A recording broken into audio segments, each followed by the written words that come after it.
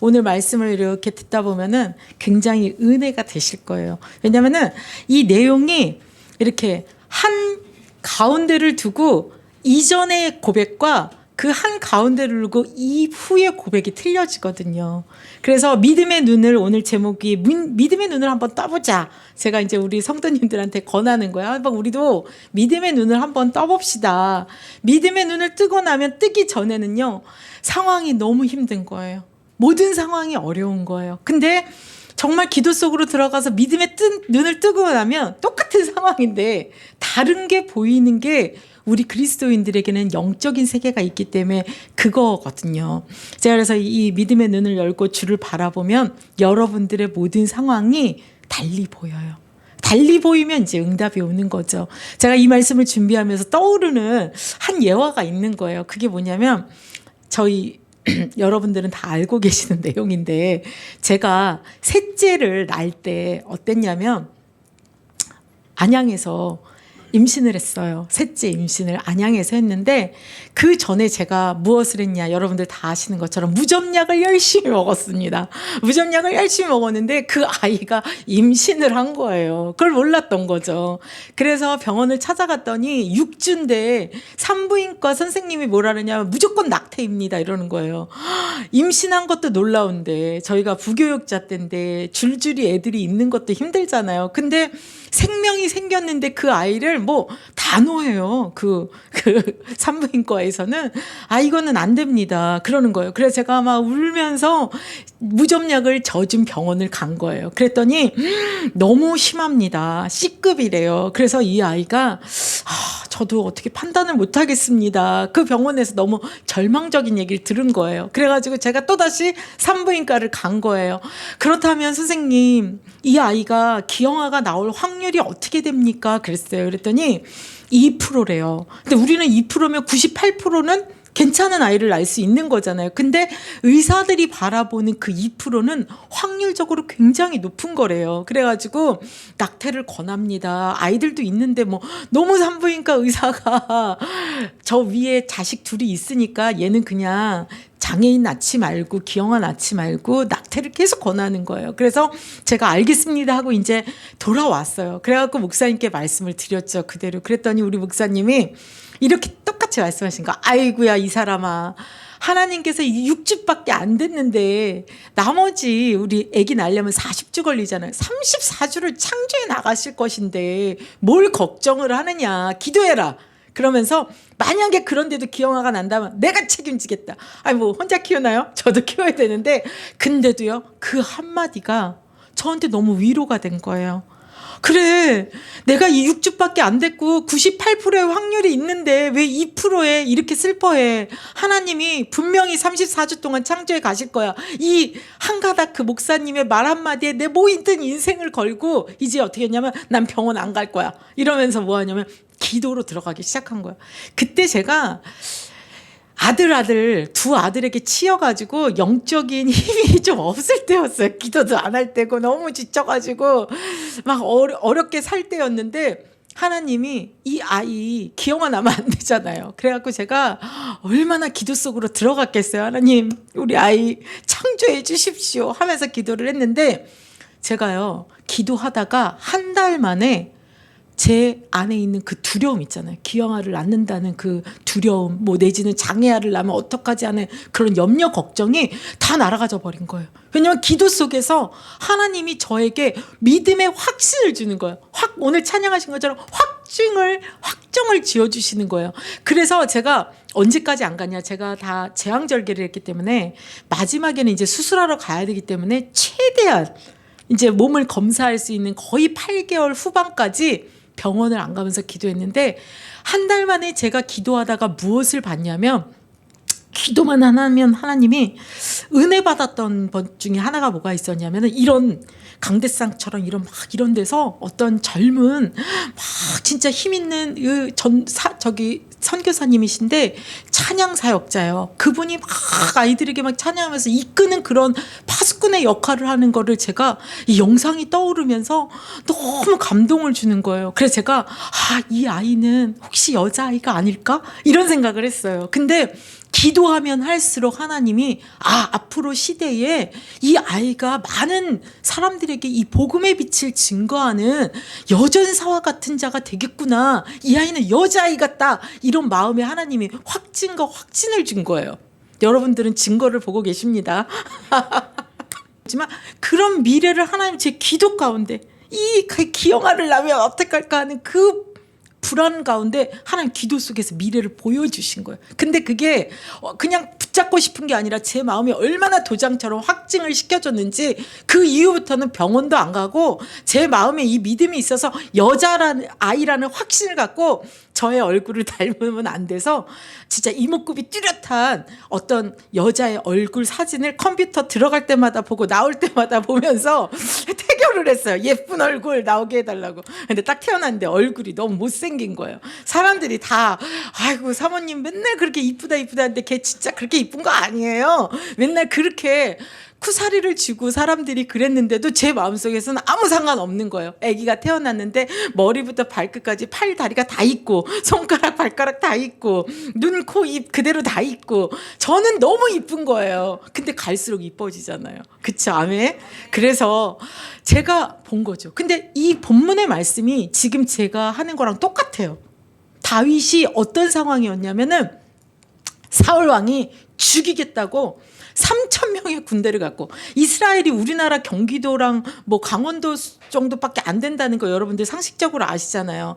도시가 이렇게 나라가 길쭉하게 돼서 여러 가지가 있어서 그렇지 그렇게 큰 땅이 아니거든요. 그리고 그 굴에 숨어있는 엔게디 굴이든 뭐 다른 굴일 수도 있지만 거기를 제가 또 이스라엘에 많이 살아봤잖아요. 그렇게 넓은 곳이 아니에요. 근데 그 사람 하나 잡겠다고 3,000명의 훈련된 군사를 데리고 갔다는 거는 이거는 뭐 시간 문제지 바로 잡히기 직전인 거예요. 근데 굴에 숨어 있는 거예요. 얼마나 그 마음이 두려웠을까요? 떨렸을까요? 근데 우리는 이 사람의 미래를 알잖아요. 그 굴에 숨어 있을 때 사울 왕이 뭐하러 들어왔었나요? 볼일 보러 들어왔죠. 이 사울 왕에게 자기는 잡혀 죽고 완전히 그렇게 될 거라고 믿었지만 결국 어떻게 됐나요? 그런 미래가 안 된 걸 우리는 알고 있잖아요. 그때 쓴 신거예요. 그때 쓴 이 믿음의 고백인 거예요. 그래서 이 본문을 통해서 한번 우리가 보면서 우리도 우리의 상황을 이렇게 닫혀있는 눈에서 눈을 열면 다른 게 보이는 것처럼 하나님이 우리의 상황 속에 있는 모든 어려움, 환난, 지금 저와 같이 기영아를 낳으면 어떨까? 다윗이 사울 왕에게 지금 잡혀서 완전히 박살나기 직전에 그 모습 속에서 기도하다가 눈이 열리면 상황이 완전히 변하는 거예요. 하나님이 주실 것이기 때문에. 그래서 1절에서 보면 다윗이 어떻게 하고 있냐. 정말 하나님께 저 좀 보호해달라고 막 기도하고 간청하는 거 막 간절함이 느껴져요. 뭐라고 하냐. 하나님이여 내게 은혜를 베푸소서. 내게 은혜를 베푸소서. 2번이나 반복하는 거죠. 이전 성경에는 긍휼을 베풀어 주소서 막 절박한 마음으로 고백을 하는 거예요. 내 영혼이 주께 피합니다. 어디로 피하냐. 주의 날개 그늘 아래에서. 왜 피하냐? 이 재앙들이 지나가기까지 하나님 앞에 피하고 있을게요. 지금 막 군사들이 막 하잖아요. 굴 안에 막 숨어 있는 거예요. 그게 그 굴 안에 숨어 있는 내 자신이 이 새들이 아니면 뭐 닭들이 자기 새끼들을 보호할 때 어때요? 자기 날개 여기다 품잖아요. 그러면서 비바람이 오든 아니면 뭐 다른 사나운 짐승들이 오든 아니면 떼약볕이든 요 날개 밑에다 놓고 이렇게 보호하듯이 하나님이 지금 내가 숨어있는 이 굴에 있는 나를 이 날개 그늘 아래 주의 날개 그늘 안에 보호하셔서 지금 막 재앙이 뭐예요? 막 이 3,000 군대들이 막 죽이려고 막 이잡듯이 이렇게 잡는 그런 상황을 재앙으로 표현한 거죠. 그러기까지 주님께 피합니다. 그러면서 간구하는 거예요. 2절에 보니까 내가 지존하신 하나님께 부르짖으며 지존하신 하나님을 믿으니까 그 하나님께 지금 부르짖습니다. 간청하고 간절히 하는 거죠. 저도 그랬거든요. 하나님 기용하면 안 됩니다. 막 아침 저녁으로 하나님 앞에 막 기도하고 부르짖는 거죠. 곧 나를 위하여 모든 것을 이루시는 하나님께로다. 하나님께 지존하신 하나님이여, 나를 위하여 주님이 이 모든 것들을 약속하신 것들이 있지 않습니까? 이 시편 전에는 블레셋에서도 다윗을 하나님이 건져주신 여러 경험들이 있거든요. 모든 싸움에서 하나님이 이 다윗을 지켜줬던 걸 다윗은 경험했기 때문에 주님은 또 나를 이렇게 지키고 보호하실 걸 믿습니다 하는 믿음의 고백들로 간절히 막 고백하는 거예요. 3절에 보니까 그가 하늘에서 보내사, 하늘에서 하나님이 천사를 보내듯이 뭘 보내달라는 거예요. 뭘 보내냐? 나를 삼키려는 자의 비방에서 나를 구원하실지라.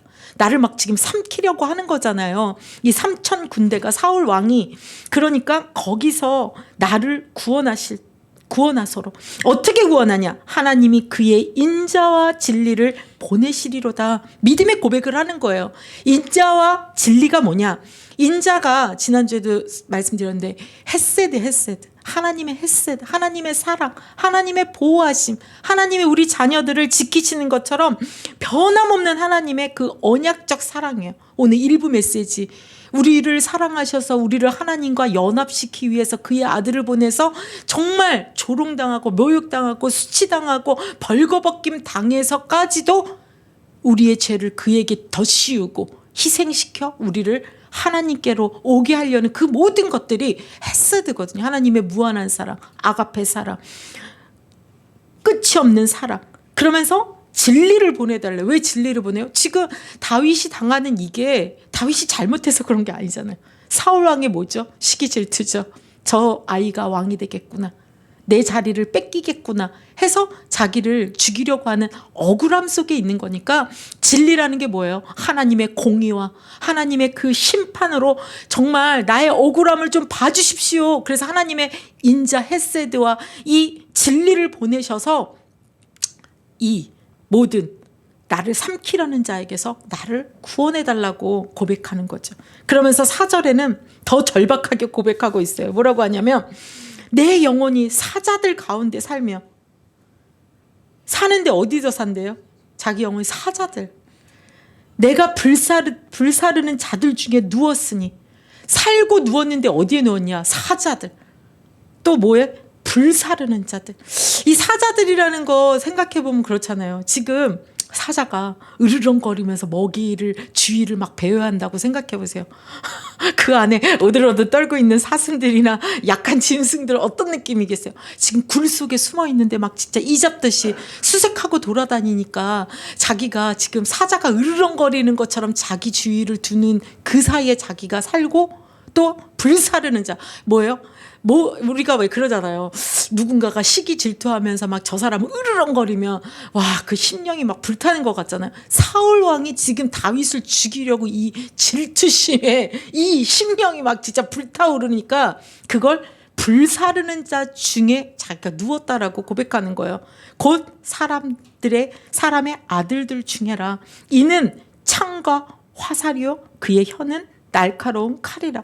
그 사이에 누워있는 자기의 처지가 어떤 느낌이냐면, 그 사자가 이빨하는 거는 창하고 이거 화살 있죠. 탁 쏘는 화살. 이 화살 갖고 이 혀는, 그 사자의 혀는 날카로운 칼 같대요. 이게 이제 군사들이, 오늘 목사님도 로마 군인에 대해서 막 예수님 살찌고 뜯길 때 얼마나 무서운 군대를 설명하신 것처럼, 이게 이 사울이 다윗을 향한 그 잔혹한 표현인 거겠죠. 죽이려고 하는데 그냥 죽여보겠다 정도가 아니라 이런 느낌으로 막 찾아오는 그런 느낌인 거예요. 그 속에서 다윗은 뭐하고 있냐? 기도하고 있는 거죠. 근데 기도하면 뭐가 열리죠? 하나님이 찾아오시잖아요. 우리에게 뭔가 영적인 반응이 일어납니다. 이 사이에는 그게 없어요. 근데 4절 이후에 이 간절한 기도 속에서 다윗의 눈이 열리는 거예요. 그러니까 5절에 뭐라 하냐면, 하나님이여 주는 하늘 위에 높이 들리시며 주의 영광이 온 세계에 높아지기를 원하나이다. 주님을 찬양할 때 이제 6절에 눈이 열린 거예요. 그래서 이전에는 막 간절한 마음으로, 막 갈급한 마음으로, 막 절박한 마음으로 기도하다가 이제 6절부터는 바뀌어요. 뭐라고 말하냐? 그들이 내 걸음을 막으려고 구물을 준비하였으니 내 영혼이 억울하도다. 그들이 내 앞에 웅덩이를 팠으나 자기들이 그 중에 빠졌도다. 하나님께서 내가 지금 사냥꾼이 막 찾아오는 것처럼 막 쫓기는 짐승처럼 내가 막 지금 쫓기고 있었지만, 위협당하고 있었지만, 그들이 나를 사로잡으려고 그물을 준비하고 억울하게 이렇게 나를 웅덩이를 파서 죽이려고 했으나 그것에 스스로 사울이 빠져 죽게 되어지는 그것을 믿음 가운데 본 거죠. 제가 기용화를 하면 어떡하지? 하나님 34주 동안 주님이 창조해 주십시오 하면서 막 간절함으로 기도하는데 뱃속에서 나오고 안 게 아니라니까요. 기도한 지 한 달 만에 제 안에 믿음이 왔고 확증된 마음이 와서 이 여자 아이구나 까지. 그래서 아들인데 밑에 딸 나면 얼마나 기분 좋은지 아세요? 아들만 있는 분들은 몰라요. 딸만 있는 분들 몰라. 왜냐? 딸이 그냥 다 예쁜 줄 알아. 근데 아들 키우다 딸 하면은 그게 더 이쁜 거예요. 왜냐? 아들에게 시달렸다가 딸을 통해서 볼 때 이게 교차 가점이 있거든요. 근데 이제 딸만 키우신 분들은 그저 예쁜 것만 봐갖고 모르셔. 근데 아들을 가서 딸을 낳으면 이 극대화되는 은혜가 있거든요.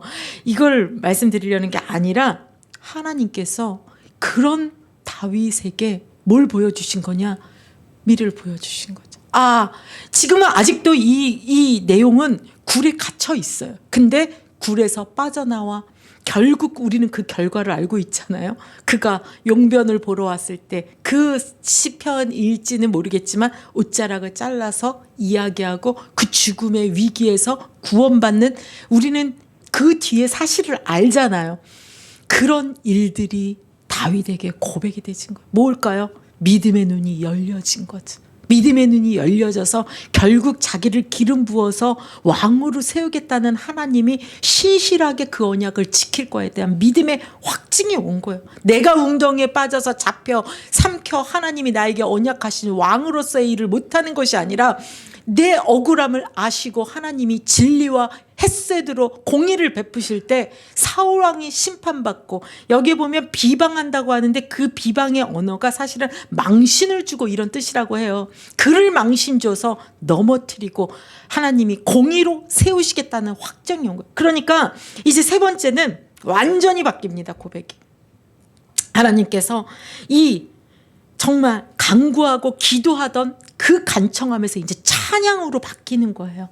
찬양으로 어떻게 바뀌냐? 하나님이여 내 마음이 확정되고 확정되었사오니. 1절에서는 내게 긍휼을 베푸소서, 은혜를 베푸소서, 간청을 막 반복해서 얘기했는데, 여기서는 이제 확신에 찬 마음으로 하나님이여 내 마음이 확정되고 확정되었사오니 내가 노래하고 내가 찬송하리라. 여기 이 본문에 보면은 히브리어에 내가 이렇게 하겠다, 내가 이렇게 하겠다, 1인칭 이렇게 막 반복되는 이 완료형으로 하는 이 뜻은 굉장히 의지적인 결단이래요. 하나님 내가 이렇게 하겠습니다, 내가 이렇게 하겠습니다, 내가 이렇게 하겠습니다. 지금 사망의 음침한 골짜기에 죽음의 위기에 있는데 기도하다가 다른 걸 본 거예요. 믿음의 눈이 떠진 거예요. 이렇게 하겠구나가 다윗은 온 거예요. 그러니까 어떻게 해요? 내가 이제 찬송하겠습니다. 어떻게 찬송하냐? 8절에 보니까 내 영광아 깰지어다. 이 영광아를 영혼아로도 해석할 수 있다래. 내 영혼아 두려워하고 무서워하고 막 도망다니는 그 하나님 찬양할 시간이 없었잖아요. 간구만 했잖아요. 근데 내 영혼아 찬양하자. 비파야 수금아 찬양하자. 왜 새벽을 깨우냐? 새벽에 잠들어서 모든 만물이 조용할 때 내가 제일 먼저 일어나서 하나님 찬양하겠다. 이런 의지적인 결단이겠죠. 깨우리로다. 그래서 주여 내가 만민 중에서 주께 감사하며 이제는 문 나라 열방 중에서 주를 찬송하리로다. 이제 막 그 의지와 결단이 나만 찬양하는 것이 아니라 이제까지 사울에게 쫓겨다니면서 고통당하고 위기당했기 때문에 찬양을 잠깐 뭐랄까요, 좀 쉬었다고 하나? 우리 유진쌤 다리 다쳐서 이 찬양인데 잠깐 쉬었죠. 근데 시작하니까 하나님 막 기름을 부으셨다 하더라고요. 이런 고백처럼 하나님이 이제는 내가 주님 찬양하겠습니다. 경배하겠습니다. 주님께 높여드리겠습니다 하는 막 이런 것들이 올라오는 거예요. 나만이 아닙니다. 이제 열방으로, 민족으로, 모든 족속으로, 모든 열방이 하나님을 찬양하게 하겠습니다. 그러면서 10절에 무릇 주의 인자 헤세드는 커서 하늘에 미치고 주의 진리는 궁창에 이르나이다. 여기서 하늘, 궁창, 이게 저 우주의 끝도 없는 걸 말하는 거죠. 그러니까 하나님의 인자와 이 하나님의 이 진리, 공의는 우주 만물의 끝도 없음을 찬양하겠다는 거예요. 그러면서 5절에 똑같이 나왔던 그 11절 말씀은 똑같이 말하고 있는데 하나님이여 주는 하늘 위에 높이 들리시며 주의 영광이 온 세계 위에 높아지기를 원하나이다. 완전 고백이 믿음의 눈을 뜨고 나니까 달라진 거예요. 그래서 우리가 예수님도 오늘 1절 일부 말씀 들으면서 제가 너무 예수님도 그랬구나. 지금 다윗만이 아니에요. 예수님도 그렇고 사도 바울도 그렇고 뭘 봤냐면 자기가 이 수치당하잖아요. 저보고 지금 여기서 막 두드러 맞고 뭐하고 막 옷 벗고 있으라면 아무것도 아닌 저도 창피할 텐데 왕이신 하나님이 이 땅에 와서 모든 사람이 아는 그 그리스도의 그분이 인생의 그런 모욕과 수치와 이런 걸 감당한 건 뭐냐면 그 어려움을 이겨낸 건 뭐냐면 본 거예요. 내가 이렇게 고통당하면 내가 이렇게 되면 모든 인류가 아들들이 하나님께로 오는 희생 양이 되면 어떤 영광이 오는지를 보신 거예요. 그래서 그걸 친히 감당하신 거예요. 히브리서 오늘 말씀 계속 목사님이 해주신 12장 2절 히브리서 2장 10절에 보면 수치스러운 이 모습 모욕당하고 조롱당하고 이 벌거벗은 수치를 감당하신 이유는 그 십자가로 인해서 많은 이들이 하나님의 영광으로 데려가신대요. 많은 아들들을 영광으로 데려가셨다라고 그걸 예수님 눈으로 본 거예요. 그러니까 지금 내가 고통당하면 된다. 어미들처럼. 내가 지금 해산, 배창자가 끊어질 것 같은데 내가 지금 해산하면 그 귀한 아들을 본다. 이것처럼 참아내신 거예요. 바울도 마찬가지죠. 3천층에 올라가 봤잖아요. 어떤 영광이 자기에게 면류관이 기다리고 있다는 걸 아니까 매를 막 39대 맞고 막 죽음의 위기를 해도 어떻게 해요? 끝까지 간 거죠. 그렇다면 우리에게 이런 성경의 말씀을 주님이 주고 계신 이유가 뭘까요? 이런 위대한 사람이 있단다 이게 아니죠. 우리 인생은요 그리스도를 믿고 가는 이 땅에 있기 때문에 어려움들이 올 수밖에 없어요. 육으로 사는 거는 육을 죽여야 영으로 살기 때문에 우리가 다 이해하지 못하는 이런 모든 것들이 있는 거예요. 그래서 하나님은 모든 믿음의 선진들이 그 속에서 육으로 살지 않고 영의 눈이 떠져 버린 거예요. 믿음의 눈이 떠져서 이 땅에 살지만 하늘의 세계로 살 수 있는 하나님이 이런 과정들을 통해 우리를 훈련하셔서 이 땅의 것으로 보는 게 아니라 위의 것으로 우리가 살 수 있는 이런 것들을 문제와 고통을 통해 우리를 훈련하고 계시는 거예요. 그래서 이 모든 상황 속에서 이 어려움 속에서 여러분들이 기도 속으로 들어가서 오늘 다윗처럼 하나님 간구하고 부르짖고 하나님께 간구하면 여러분들은 대적이 우리에게 있어서의